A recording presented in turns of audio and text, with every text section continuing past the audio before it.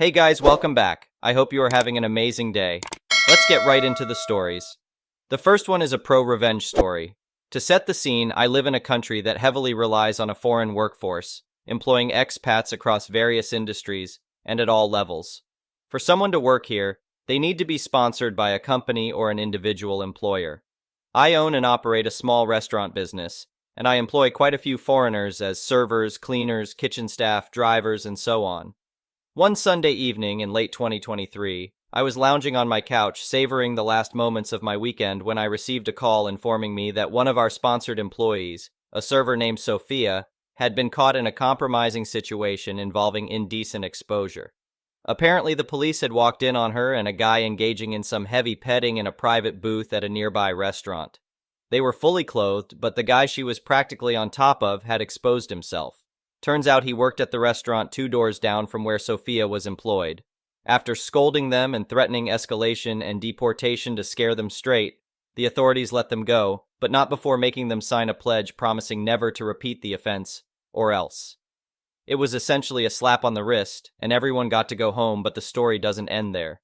That night, a thought struck me. How and why did the police find them in a private booth at the back of a restaurant before the restaurant's own staff did? So the next day, I called the restaurant thinking perhaps they had alerted the police for some reason. Or maybe the couple had gotten belligerent when the staff asked them to stop. Turns out the staff hadn't noticed a thing. In fact, until that day, the police had never been to that restaurant before. And when they did, they simply walked in, went straight to the back booths where the two were seated, and busted right in. I realized that someone must have witnessed their indiscretion and called the cops directly. The question was, who? I decided to speak to Sophia.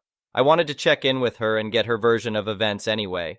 I also gave her the standard, you did something stupid employer chat, and reassured her that she was keeping her job. I also wanted to ask her who she thought had called the police on them. Without hesitation, she said it had to be Max, one of our drivers. Why do you think it was Max? I asked. He's the one who dropped me off at the restaurant that day. He might have seen my friend walk in right after me and called the police on us, she said. I knew the part about him dropping her off was true. That was literally his job and her only mode of transportation. Well, that sounds a bit drastic. Why would he do that even if he had seen you do anything? I probed. She claimed it was because he was jealous. Apparently, he was really into her and had been trying to get her into bed. What genuinely angered me was when she told me that he had actually tried to force himself on her once, and she had fought him off. Since then, he hadn't tried or even said anything other than being short and curt with her. My immediate response was, why on earth wouldn't you tell me or one of your managers right away? She said she had dealt with it her way, and it stopped, plus she didn't want anybody to get fired on her account. And she didn't want any interaction with the authorities, so she decided not to make a big deal out of it in the first place. She also declined to press formal charges against him, which I advised her to do. Her refusal to do so infuriated me even more. This guy was going to get off scot-free. Now clearly I was about to fire Max, but in my mind, that wasn't enough. For someone to attempt assault and not face any consequences? Not okay with me, but it seemed like something I had to live with. Obviously, my next conversation of the day was with Max. My intent was to confront him with the accusations. I called him into my office.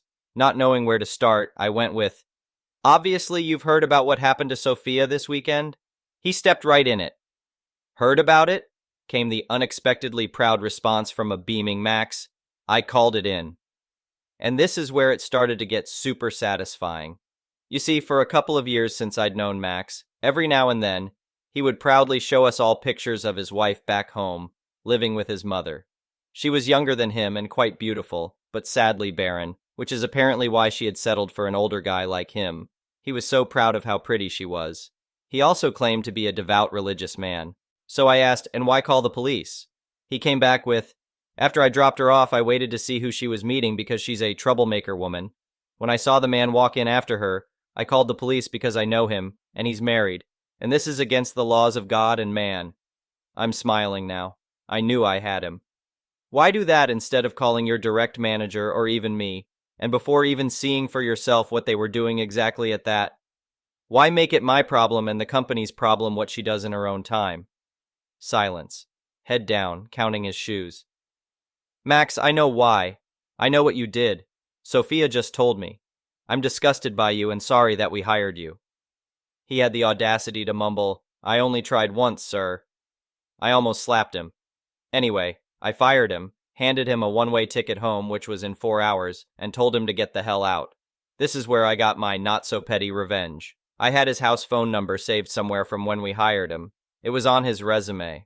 I knew that because I had called him there to interview him before we first hired him. I waited until his flight took off and dialed the number. I assumed either his mother or wife would answer the call, but I was hoping for the latter. I got my wish. Hello, Mrs. Max. I'm your husband's former employer. Just so you know, I fired him a few hours ago, and he's on a flight home as we speak. His flight number is KK6. He will be arriving at XXX. Just so you are aware, I was forced to fire him because he attempted to assault a fellow employee half his age. I'm sorry, I said, and promptly hung up, but not before hearing her gasp in shock. The next one is an entitled People Story. My family has owned this farm for over 50 years. My grandfather bought the land back in the 1960s and built it up from nothing. He worked day and night plowing fields, planting crops, raising livestock, you name it, he did it all with his own 2 hands. That rugged spirit lives on in me, and I've been proud to carry on the family tradition as a farmer. Our farm mainly produces corn, wheat, and soybeans. It's hard work tending to hundreds of acres of crops, but I find it deeply rewarding. Working the land makes me feel connected to my grandfather and the generations before him who made their living off the bounty of the soil. Most folks around here understand and respect that bond. They recognize that our farm has been around a lot longer than they have, but it seems some of the newer neighbors don't comprehend tradition. And one family in particular moved into the vacant property next door about 6 months ago and have been nothing but trouble. It started small at first. Complaints about the noise from my tractor early in the morning. Whining about the smell when I spread manure to fertilize the fields. Huffing and puffing when I had to burn brush. But I tried to be considerate, starting my days a little later and making sure the wind was angled away from their house before doing anything stinky. However, it didn't take long before they were demanding I change the way I've done things for decades. Telling me when I should and shouldn't be working in my own fields. Insisting I alter the crop rotations that my grandfather perfected years ago. Trying to get me to reduce the number of livestock in my barns. They even had the audacity to complain about the rooster's morning crow. I did my best to remain polite and patient when fielding their absurd requests, but it was becoming clear this family had no intention of adapting to farm life. They expected me to cater to their urban sensibilities, and their arrogance and ignorance finally boiled over last week when I began harvesting my corn crop. I started up my combine bright and early, making my way through the rows of tall corn like I've done every fall for ages. The familiar rumble of the engine, the waving stalks bowling over, it filled me with nostalgia and deep connection to my roots. About an hour into cutting down my crop, a police car comes barreling down my lane, lights flashing. My heart sank, having a good idea what this was about. Sure enough, 2 officers stepped out and requested I stop harvesting immediately. Apparently, my new neighbor had filed a complaint about the excessive noise from the combine so early in the morning. I stared back at the officers in disbelief, attempting to explain that I've been harvesting corn at this time of year my entire life. But they were unmoved and threatened to arrest me if I didn't power down and park my equipment until a more reasonable hour. I stood there looking out over generations of crops, feeling the weight of all my farming ancestors behind me. And I realized enough was enough. This wasn't just about me. It was about defending the legacy that my grandfather started and preserving it for my children. So for the first time in my life, I refused to comply with the police's orders.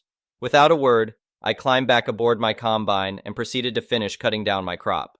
The officers shouted threats and commands to stop, but I tuned them out, lost in focus on the task at hand. By the time I had finished harvesting the first field, additional police units had arrived. The sheriff himself stepped out and attempted to reason with me, but I calmly stood my ground. I explained that I had every legal right to work my own land and I wouldn't be bullied into stopping, not even by the law. Eventually, they seemed to realize the futility of the situation. No doubt they sensed my ironclad determination and recognized just how ridiculous it was to interfere with generations of farming tradition at the behest of one disgruntled family. The sheriff arranged a community meeting to discuss conflicts between old and new residents. I arrived to find my neighbors who had complained about me surrounded by the police, looking pretty shamefaced. The sheriff facilitated an open dialogue and asked everyone to hear each other out. My neighbors admitted they were ignorant about farm practices and hadn't shown enough consideration for the history of our community. They agreed that it was unreasonable to ask me to radically change overnight what I had been doing successfully for decades. On my end, I expressed that I had tried to accommodate their concerns, though I had my limits. But I was willing to continue working patiently with newcomers to find a balance between tradition and progression. The sheriff commended our mutual willingness to listen, learn, and compromise. And he made it clear that the authorities would not intervene in lawful farming activities again without justification. The police who had confronted me then personally offered earnest apologies for overstepping. In the end, this conflict brought greater understanding between longtime farming families and new home buyers. My neighbors gained appreciation for the deep roots that have sustained generations here, and the principles my grandfather instilled in me, resilience, integrity, and stewardship of the land, were validated once more. Though the future inevitably brings change, the values of the past have prevailed. And thanks to a tough stand, I can continue harvesting my crops just as my grandfather taught me decades ago. The next one is a petty revenge story. My freshman year of college, 40 years ago, there were 8 of us guys living in a suite. 4 rooms, 2 to a room, 1 large common room, and 2 double shower bathrooms. One of our suite mates had made sure during the get-to-know-each-other period that he lived in a gated community about 3 hours away, meaning his parents had money. The funny thing was, he never had money when we went on outings, and a lot of times the outings were his idea. For example, on Saturday about 4 p.m. he would say, "Hey guys, such and such movie is playing at the theater. Let's all go see it." Then a group of us would think, "Yeah, let's go." Then about 6:30, we would pile into cars, go to the theater, and get in line for tickets. About this time, he would say, "Hey man, all I've got is $1. Can anybody loan me a few bucks so I can get a ticket and a drink?" Every dang time. Or it would be McDonald's or Subway. "Hey guys, let's go get a sub." So a bunch of us would walk down to Subway. When we would be in line ordering, the same thing. "Oh man, all I got is $1. Can you guys loan me a few bucks so I can eat?" Every dang time. We all knew it was happening and got in the habit of only carrying enough cash to cover our own purchases, but he would get our change. And one of our group had money and would usually end up covering for him. Well, at the end of the spring semester, a wealthy guy, his roommate, and I got our petty revenge. Freshmen weren't allowed to park our cars on campus except on Saturday and Sunday. They had to be off dorm lot by 7 a.m. Monday morning. So the university provided an unsecured gravel lot about a half-mile walk off campus where we could park for free during the week. He had late finals, and we 3 were done, so we took a pair of wire snips, walked up to the gravel lot, and as my 2 pals did lookout, I snipped off all 4 of the valve stems of his tires in his car. Then we left for home. The next semester in the fall, I was roommates with my 2 pals and another guy. The former suite mate came over for beers one night and talked about how somebody pranked him back in the spring by cutting his valve stems. Everyone was gone and he had no one to help him. He had to jack up his car 1 wheel at a time, take it off, roll it a half-mile down the road to a service station, get it fixed for $5, roll it back a half-mile to the lot, and put it back on the car. Wash, rinse, and repeat for the 3 remaining tires. He said it took him like 3 hours to get it done. We all expressed shock and, "That's some nonsense, man. I'd be really upset." While inside, we were all laughing. The next one is a malicious compliance story. This happened during my engineering course.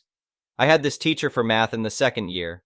She was quite difficult, blowing small things out of proportion, screaming at anyone who made a mistake, just wanting to make life harder for anyone she despised that kind.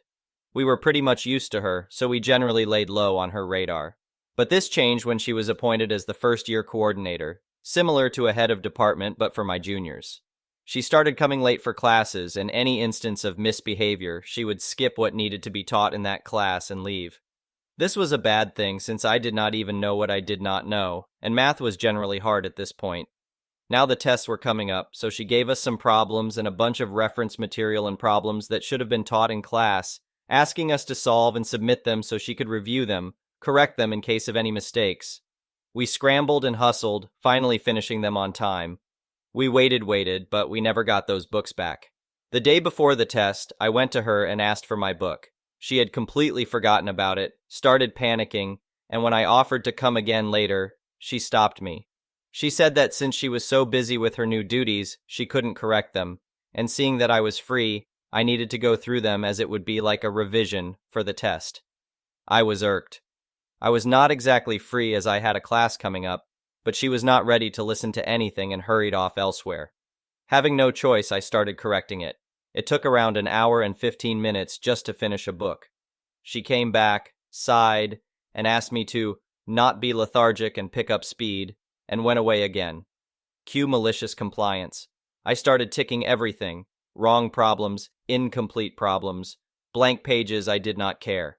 So after around 20 minutes, I had finished everyone's book, and I went to look for her. Since this part of the campus is relatively small, I looked for her in the small possibility of places she might have been, and lo, I find her in the cafeteria, chatting with other professors, drinking coffee, having a great time.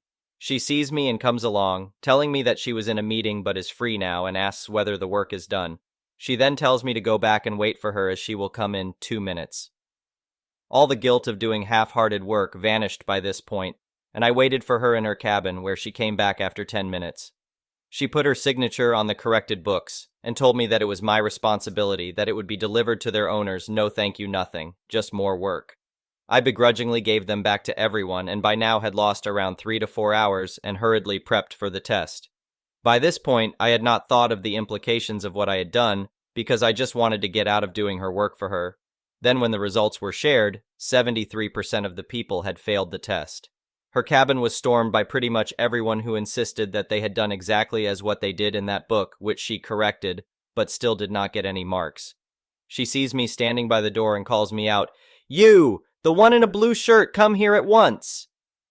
This person does not even know my name and used such a terrible way of identifying me. I am angry, and I slip away since there were many students wearing blue shirts.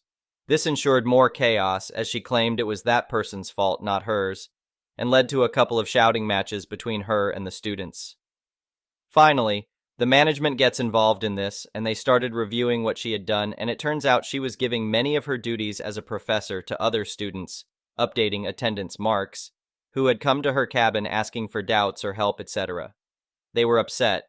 She was demoted to her former post and was suspended without pay for 6 weeks. She was angry and lashed out at the board members on social media with wild accusations against them. She deleted her posts when they informed her that if she gets another complaint against her, she will be demoted even further. But sadly, as it was the middle of the year, the professor could not be replaced, and she continued teaching in my class. I tried to wear a blue shirt whenever I had her class, just so she would be constantly reminded of what I did to her. The next one is an entitled people story.